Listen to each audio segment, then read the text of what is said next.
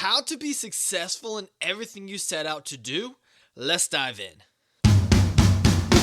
Welcome to a Healthy Control podcast, providing education to create a healthy, balanced lifestyle, empowering you to take control of your health and not let health take control of you.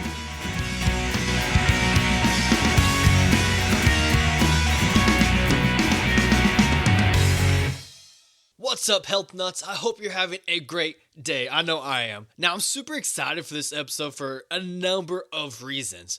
First of all, who doesn't want to be successful? I mean, come on now. Secondly, I see time and time again, and I know you do as well.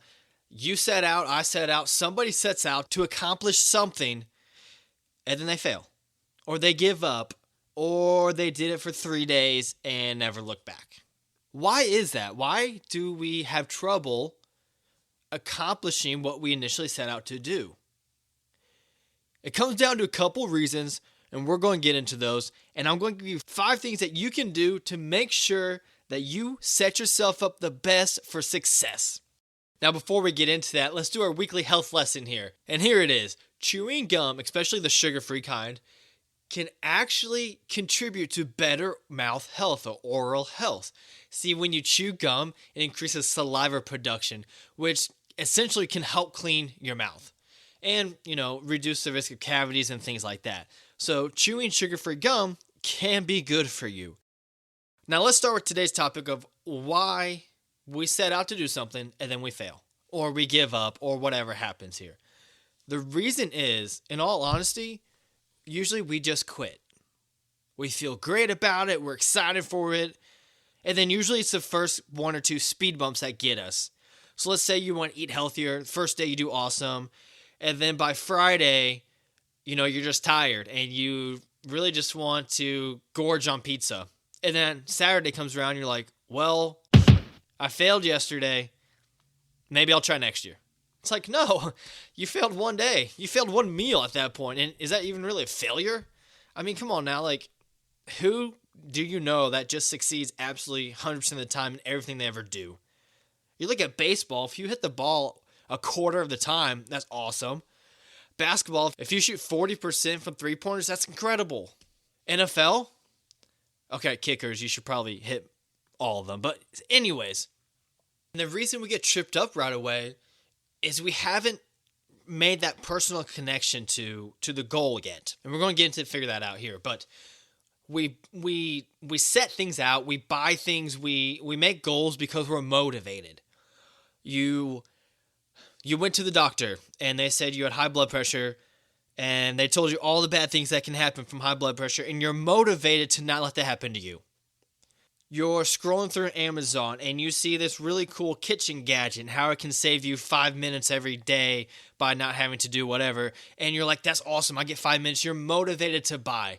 We do things. We set our minds on things. We buy things because of emotions. And then we try to use logic to justify it.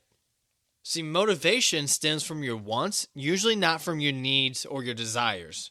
You want to be healthier. You want to save 5 minutes. You want to do X, Y, or Z. But wants are like dreams, and they come and go, and we want something different every night for dinner. You see how fast our wants change? And wants are so temporary, and even if you really want something, unless you have set out why you want it and created that deeper connection with that goal, you're not going to achieve that goal. And that's called discipline. That's called self-control. You have to be self-disciplined enough to say, I want to lose 20 pounds, and I'm going to hold myself to it no matter what. I'm going to forgive myself when I go off plan. I'm going to forgive myself when I don't work out. But within my power, I'm going to do the absolute best that I can to stay on track to reach my goals. And why am I going to do this? Because I know why I want to do it. See, with a want, you don't know why you want to do it. You just want it. Children just want things, and they get upset when they don't get what they want. Mature adults want something. They understand why they want it. And with that why, that's what drives you. That's what controls your discipline. And that's what you lean into to make sure that you get it done. Personally, I want this podcast to be super successful. I want to help a lot of people, and that's my ultimate why is I want to help you. And I want to help myself too. I'm learning a lot along the way. Now, today, I've had a pretty busy day, and it's so easy for me to be like, I'll just record this tomorrow. I'll record it in a few days. I'll record it next week. It's whatever. But because of my why, because I know I want to help people become healthier, live longer lives, and have more enjoyment in their longer lives that they're living, I have a schedule and I have to stick to it. I am disciplined enough that no matter what is going on, I'm going to find a way to get done the things that need to get done. And self-discipline is a skill, and it's a skill that you can build. It's a skill that we're going to work on, and it's a skill we're going to talk about how to build. So the next time you want to lose weight, or you want to read a book, or you want to run a mile, or you want, you have to figure out why you want to do that. And a great way to do that is figure, okay, if I lose weight, then what? Well, then I'm healthier. Then I can be more active for myself and for my family. I can be a better example for my kids. If I read this book, then what? Well, then I'm more knowledgeable. I have entertainment that way. I'm spending less time watching TV. I'm getting away from the bad habits that I've created of coming home, sit down, eat a snack, watch TV, go to bed, and not moving. You're creating that new pattern. You're creating a why for what you're doing. Now let's talk about 5 ways to improve your self-discipline, to improve that ability to not give up, to not quit, to never surrender, and everything else that Eminem says. So number 1 here is the 5-minute rule. That's exactly how it sounds. And this truly has skyrocketed my productivity in the day. And it helps me to not just brush off all those little things. 5-minute rule, what it sounds. If you can do it in less than 5 minutes, do it now. I can make the bed later, or I can take 35 seconds to do it now. I can clean the dishes later, or I can do it now. I can go for a short walk later, or I can do it now. See, when we do things now, we're more productive. Because later never comes. Later you have other things that come up that maybe take your time. Later is the poor man's excuse to be lazy. And what happens when we push everything off until later, now we have 10 tasks that we have to get done. And by task number 3, you're like, do I really need to make the bed? Do I really need to go do that? No, I don't really need to. It's like, yeah, you could have just taken 35 seconds earlier, but now you're debating for 2.5 minutes whether or not you want to make the bed. Like, just get it done. It takes less than 5 minutes. It's not that difficult. All right, number 2, journaling or writing down your failures, your successes, and your triggers. Let's go back to weight loss for this example here. How many times have you wanted to lose weight or you wanted to work out, and then you had a stressful day? So then you decided to go out with your coworkers for dinner, and then you guys got drinks afterwards, and then one thing led to another, and you didn't work out, and your nutrition was crap for that day, and it all spiraled. And then this lasts for like 3 months, and you're like, oh, I've been trying to lose weight for 3 months, and I've lost nothing. It's like, yeah, because you keep self-sabotaging. If you can't identify why for the last 3 months you haven't lost weight, you're never going to lose that weight. You have to realize A causes B, which is why I'm not reaching my goals. That would be identifying your triggers. I had a stressful day today, which made me go eat, which is why I can't lose weight. And that can also be a failure of yours, that you weren't able to go out and eat in moderation. Because you can still go out and lose weight. You can still be on the road eating out of fast foods and restaurants and lose weight. But you have to take that responsibility that it is my choice of what I eat. It is my choice of how much I eat. It's not the restaurant's fault that I had 3 servings of calamari, a 12-ounce steak, and a piece of cheesecake. That is your fault. And we should journal positive things or wins as well. Because you don't want to just go through that journal and be like, oh, wow, I suck. It's like, oh, hey, no, last Tuesday I only had 1 piece of pizza instead of 4. That's a great win. Or last Sunday, I meal prepped for my whole week. I did a really good job that day. So at the end of the day, reflect on your positives, reflect on your negatives, and try to find those triggers. Because if you can bring awareness to what's causing you to fail or bring awareness to what's causing you to succeed, you can make sure you're doing more things that help you succeed and doing less of things that help you fail. And this journal is for you. There's absolutely no reason to sugarcoat your wins or your losses, your failures and your successes. Be honest with yourself and you're going to see honest results. So we talked about this at the top of the show here a little bit about using motivation and how motivation is very quick-tempered. It comes and it goes. You want things, you don't want things, whatever. But when we're feeling really low, when you've been trying to lose weight and all of a sudden you have that week where your weight goes up, or you're trying to build a business and then all of a sudden, man, business has just not been going well, or you're trying to run a marathon and then you have a really bad month of training. When you're going to have those low periods. That's called life. There's going to be highs and there's going to be lows. And when you're feeling really low, it's okay to use motivation to get you back on track. So let's say you want to work out 5 days a week. Today's your day to work out, but you're feeling tired. You come home, you run down, you're like, oh, I just don't want to do this. Okay, why did I want to work out 5 days a week? Because I want to be in good physical shape. That's right, I did. I wanted to be in good physical shape, okay, and I like the feeling I get when I work out, and I like the feeling I get when I accomplish something new, and I like being able to push more weight on the bar, and I like how I feel after I work out. Now all of a sudden I'm motivated again to work out because I remembered why I wanted to work out and what working out will do for me long term. As I said, people live on inertia. A system in motion likes to stay in motion, and we hate breaking patterns. When my wife and I first started dating, every day we Snapchat each other. You know, get that little fire emoji on there with the number, how many days in a row you Snapchatted. And we actually went out of country and had our friends log on to our Snapchats to snap each other. That way we could keep that fire going and that streak going. Because humans love inertia. We love that motion of staying in motion, and we wanted to see that get bigger and bigger and bigger. We eventually, I don't know, our honeymoon, I think when we got married, we said, you know what? Enough's enough. Let's stop this. And at this recording, we've been married for over 3 years, and we have never had a Snapchat streak since then. It was something we were so passionate about that we had friends log on for us, and now we're like, I don't care anymore. Because that's the inertia we've got. We had such huge inertia to keep it going. It has stopped, and we have not wanted to try to get the system moving again. Your goals are the same way, and your habits are the same way. If you develop that habit to work out 4 days a week, it's difficult. It's even more difficult to not work out than it is to work out because we are such creatures of habit.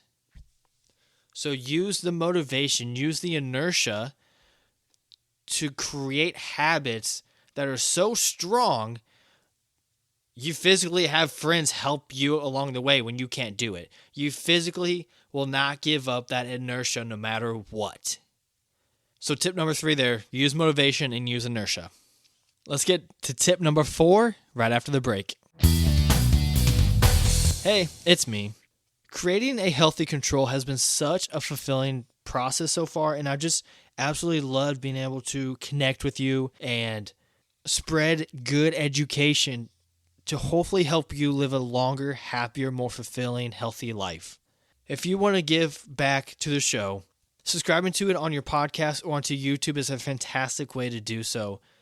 Liking the videos, leaving reviews, all that actually helps out quite a bit. And most importantly, telling somebody about the channel. See, when a channel is small, really the only way it spreads is by the listeners telling somebody. And if everyone here tells one person, and then that one person tells one person, that's when things can really take off. And that would mean the world to me. I hope you have a healthy rest of your day and enjoy the rest of the episode.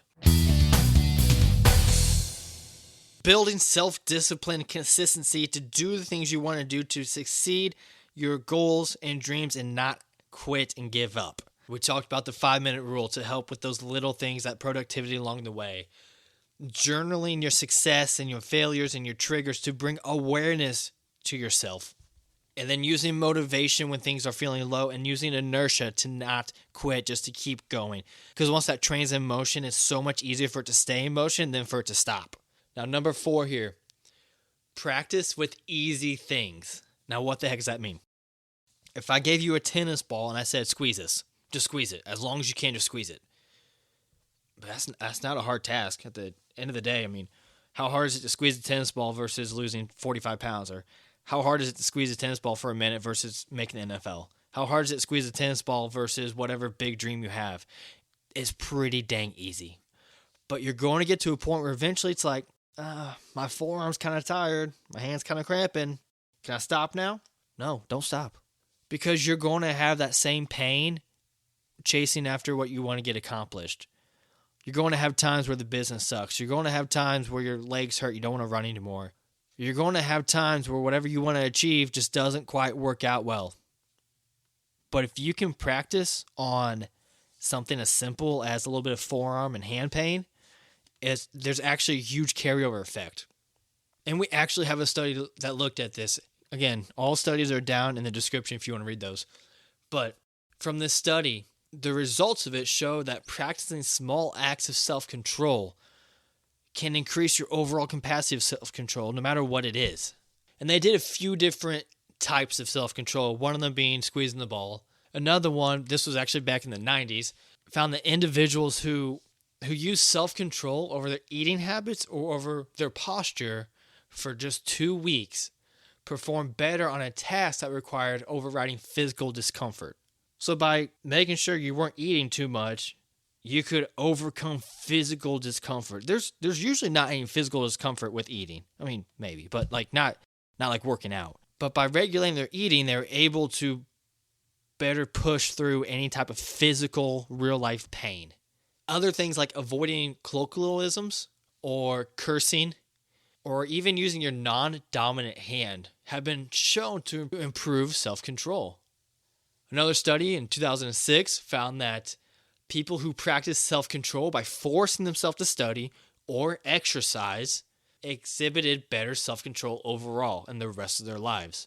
By forcing yourself to do something that you don't necessarily want to do, it makes it a heck of a lot easier to do the things that you do want to do but kind of hurt at the time. Which is why the 5-minute rule really works out. I don't want to make the bed, but it's going to take me 35 seconds. I'm going to get it done, and that's going to help improve my self-control the rest of the day and the rest of my life. The last tip, the last thing to do here is make a promise to yourself and don't break it. Now, some people take promises super seriously, and then some people just don't. But make a promise to yourself and hold it to the highest standard you can. I promise I'm going to work out 4 days a week.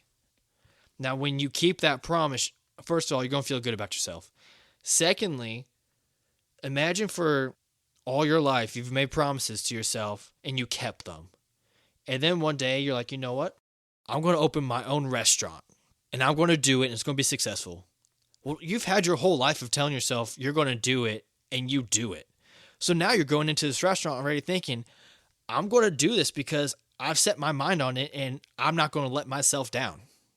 And then there's the opposite where you're just as flaky as can be and you say, you know what, I'm going to do it, and then you never do it. Of course, people aren't going to take you seriously, and you're not even going to take yourself seriously because you have a million examples of times you told yourself you're going to do it and you did not. So take yourself seriously, make those promises to yourself, and don't break your own promise. And if you know that you're not the type of person who can do that for yourself, first of all, practice the first 4 things we've been talking about. But secondly, go find a friend to be that person for you. All right, so we're going to bridge this. I'm going to promise myself and I'm going to promise my best friend. And they're going to help keep me accountable. And with their help, I'm going to keep myself accountable. And we're going to knock out all these promises I'm making to the point where I don't need them anymore because I've also been developing that within myself. Treat your promise like you're taking your best friend to the airport at 3 a.m. You're not going to miss that drive to the airport at 3 a.m. You're not going to leave your friend stranded at their home. You're not going to ruin their vacation, their honeymoon, whatever they're going on. Treat every promise you make to yourself with that severity. You wouldn't just, I hope I wake up at 3 a.m. to get there in time. Fingers crossed. No, you're going to make a plan. You're going to set an alarm. You're going to make sure you know how to get there. You're going to develop a plan. And you're going to get it done. Treat everything in your life like that. And you'll be amazed how much more you get done and can accomplish, and how much self-control and self-discipline and overall success you will have from that. I think one of the best ways to wrap all this up is that what you set your mind out to do, do it. But know that you're not always going to be perfect, and you're not always going to win, or things are not always going to work out, because you are not entitled to anything. The only thing you are entitled to is giving it your best effort. And don't beat yourself up over it. There's going to be times where you fail. There's going to be times when you trip. And that's okay. We don't lose. We win or we learn. Thank you for listening to A Healthy Control podcast. You can find us at YouTube at A Healthy Control, and make sure to subscribe. You can also reach me at ahealthycontrol@gmail.com with any comments or questions you'd like answered on the show. Reminder, A Healthy Control podcast is for entertainment purposes only and not in lieu of any medical advice. If you have any concerns about your health, please speak to your healthcare provider.